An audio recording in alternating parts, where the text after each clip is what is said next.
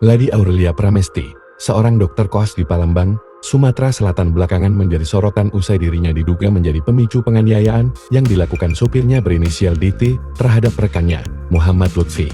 Penganiayaan itu dipicu dari masalah sepel, yaitu soal pengaturan jadwal piket jaga dokter koas. Lady pun kemudian membeberkan alasannya meminta ubah jadwal piket. Ia merasa beban yang ditanggungnya terlalu berat dan mungkin ada perlakuan yang tidak sama. Padahal, tingkat stres tiap orang berbeda, sehingga perlu disikapi dengan bijaksana. Hal itu diungkapkan oleh kuasa hukum DT, Titis Rachmawati.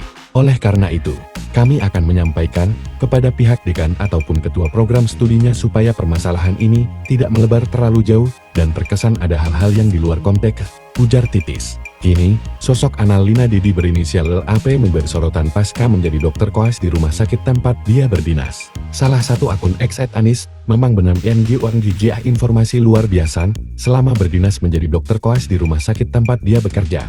Ternyata LAP diberikan fasilitas VVIP.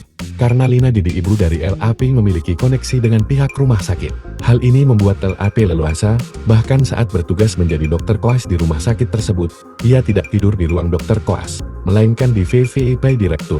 Punya koneksi di RS tempat dia koas, si Ladigak tidur di ruang khusus koas, tapi VVIP direktur.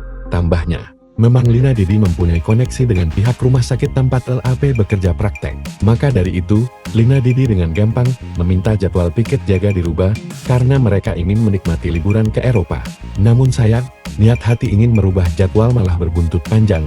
Lina Didi terekam dalam aksi pemukulan yang dilakukan oleh supir pribadinya. Kini video pemukulan yang dilakukan oleh supir Lina Didi tersebut viral dan sudah tidak bisa terbendung lagi.